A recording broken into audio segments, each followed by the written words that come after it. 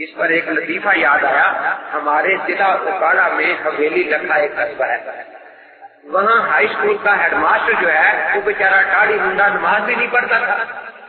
5 school teacher ہے وہاں غیر مخلص، 4 تو پورے مولوی ہیں، 5واں مولوی نہیں، سائنس ٹیچر ہے، ٹاڑی منڈا ہے، لیکن ہے 5 غیر مقلدان۔ تو انہوں نے کبھی ہیڈ ماسٹر صاحب کو نہیں کہا تھا کہ آپ نماز پڑھ لیا کریں۔ وہ ایک ہمارا آدمی چلا گیا، محمد یاسین صاحب اس کا نام ہے، تبلیغی جماعت والا بیچارہ، وہ ہیڈ ماسٹر صاحب کو کہیں رائے بٹ لے گیا، 2-3 دن وہاں رہے، نتیجہ یہ ہوا کہ اللہ تعالیٰ نے توفیق عطا فرمائی، ہیڈ ماسٹر صاحب نمازی بن گئے۔ اب جب تک ہیڈ ماسٹر صاحب نماز نہیں پڑھتے تھے، تقریباً 12 سال سے یہ 5 غیر مقلد اسکول میں تھے، انہوں نے کبھی نہیں کہا تھا کہ ہیڈ ماسٹر صاحب نماز پڑھ لیا کرو۔ اب جب نماز شروع کر دی تو پھر سارے آ گئے باری باری، ہیڈ ماسٹر صاحب آپ کی تو نماز ہوتی نہیں، یہ تو نماز ہے،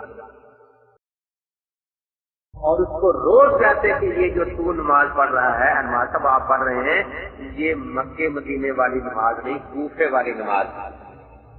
ہیڈ ماسٹر صاحب بڑے حیران کہ آج تک ہم یہ پڑھتے پڑھاتے آئے ہیں کہ ہمارے نبی پاک کا دین کسی خاص شہر کے لیے نہیں، ساری دنیا کے لیے ہے، لیکن یہ تقسیم اب ہم سن رہے ہیں کہ مکے کی نماز اور تھی، مدینے کی نماز اور کوفے کی نماز اور، امرتسر کی اور، دہلی کی اور، جہلم کی اور، روپڑ کی اور، یہ ایک نئی تقسیم ذہن میں آ رہی ہے۔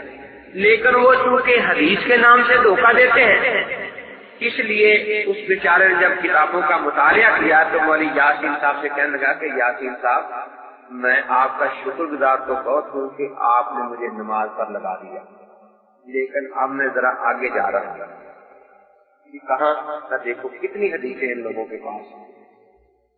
یاسین صاحب نے کہا کہ ابھی 2-4 دن آپ صبر کریں، نہ جائیں آگے، ہم امین صاحب کو لاتے ہیں تو ان سے ذرا بات کریں۔ چنانچہ میں گیا، اب صلاۃ الرسول صادق سیال کوٹی کی کتاب اس کو ٹی وی کی وہ اس نے سامنے رکھ لی، اور اس نے پہلی یہ روایت مجھے بتایا کہ اس حدیث کا کیا جواب ہے۔ حضرت نے فجر کی نماز کے بعد فارغ ہونے کے بعد فرمایا میرے پیچھے کچھ نہ پڑا کرو مگر فاتحہ، جس کے بغیر نماز نہیں ہوتی۔ دیکھو بالکل صاف حدیث ہے۔ میں نے ماسٹر سے پوچھا کہ کس کتاب کا حوالہ ہے؟ جی سنن نسائی شریف سیاستہ کی کتاب ہے۔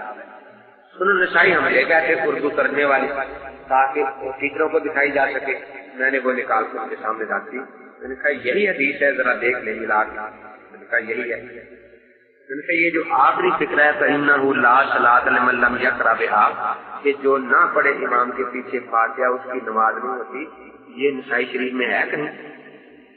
اور وہ ملا کر گے یہ فکرہ تو نہیں ہے نسائی شریف میں۔ میں نے کہا پھر یہ صادق صاحب نے یہ فکرہ جب نسائی میں نہیں تھی، اس پر نسائی کا حوالہ کیوں لیا؟ اور جس فرقے کے صادقوں کا یہ حال ہو تو باقی لوگوں کا نہ پتا کیا حال ہے۔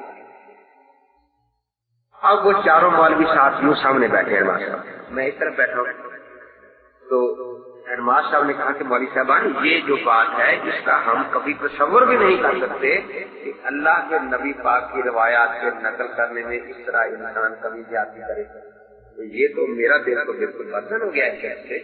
آپ یا تو یہ بات نکال دیں نسائی شریف سے، اور یا مجھے یہ بتائیں کہ آپ بھی آ کر عالم ہیں، آپ نے ایسے دھوکے باز آدمی کی کتاب مجھے کیوں دی اور کون سا میرے دل میں بدل سے ڈالے کہ تیری نماز نہیں ہوتی۔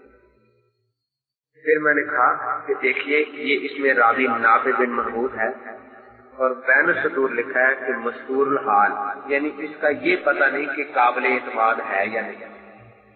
میں نے کہا اللہ کے نبی کی حدیث تو جب ثابت ہوگی کہ راوی قابل اعتماد ہو، کہا بالکل ٹھیک۔ میں نے کہا صادق صاحب نے یہ بتایا کہ یہ روایت قابل اعتماد نہیں ہے، یہ بھی نہیں بتایا، بہت دھوکہ ہے۔ اچھا جو چیز اس میں تھی وہ بتائی نہیں اور جو نہیں تھی وہ لکھ دی۔ میں نے کہا چلو یہ تیسرا نمبر بھی دیکھیں، اس کے جہاں روایت کرنی آگے کیا ہے؟ آگے آیت کی باب تعویل و قول تعالی و اذا قرئ القرآن فاستمعوا له وانصتوا لعلکم ترحمون، یہ قرآن پاک کی آیت ہے، اس کا کوئی راوی تو ضعیف نہیں ہو سکتا، نہیں ہو سکتا۔ اب یہی تو دیکھنا ہے کہ اس آیت کا مقصد کیا ہے۔ وَإِذَا قُرِئَ مجہول کا دیگا ہے پیسے آیت کا، تو میں نے کہا کون پڑھے اور کون خاموش رہے۔ آگے اللہ کے نبی کی حدیث تشریح میں موجود ہے کہ اذا قرأ الامام، امام پڑھے گا تو مقتدی خاموش رہیں گے۔ میں نے کہا یہ اس شخص نے آیت سے پہلے زمانے کا جو واقعہ تھا وہ نقل کیا، جس کا کبھی ثبوت بھی نہیں تھا، اور اس کے بعد جو آیت نازل ہوئی اور جو حضرت نے اس کا تشریح حدیث سے کر دی، اس کو اس نے بیان نہیں کیا۔ یہ ایک عجیب بات ہے۔ میں نے کہا یہ ایسا ہی ہے جیسا آپ کوئی کتاب لکھ دے کہ بھئی نماز بیت اللہ کی طرف نہیں پڑھنی چاہیے، بیت المقدس کی طرف پڑھنی چاہیے، اور وہ حدیث پیش کر دے جو بیت المقدس کی طرف نماز پڑھنے والی ہے، بعد والی آیت فول وجہ کا شطر مسجد الحرام اور بعد والی حدیث جو ہے وہ اس کا ذکر تک نہ کرے، تو یہ دھوکہ اور فریب ہے یا نہیں؟ بڑا دھوکہ اور فریب ہے۔ اب وہ ہنماز صاحب اور باقی ٹیچر بڑے غور سے دیکھیں، ان مولویوں سے پوچھے کہ مولوی صاحبان یہ کتاب آپ لائے تھے اور ہمیں کہتے تھے نماز نہیں ہوتی، یہ مسئلہ کیا ہے؟ ہم تو ایسی باتیں سوچ بھی نہیں سکتے کہ اتنا بڑا دھوکہ اللہ کے نبی اور خدا کے قرآن کے ساتھ ہو رہا۔ تو وہ جو سائنس ٹیچر تھا نا غیر مقلد، وہ اس طرف بیٹھا ہے، تو انہیں پیچھے سے یوں کرے جواب دو جواب دو جواب دو جواب دو۔ اب میں کیونکہ اسے دیکھ رہا تھا تو میری طرف دیکھ کر صرف خاموش ہو جائے۔ اب وہ اس کو کیا کہیں، اور تجھے جب پتہ ہی نہیں تو خاموش ہے۔ بات تو صحیح تھی کہ جب ہم پڑے ہوئے خاموش ہے تو خام کا شور کر رہا ہے۔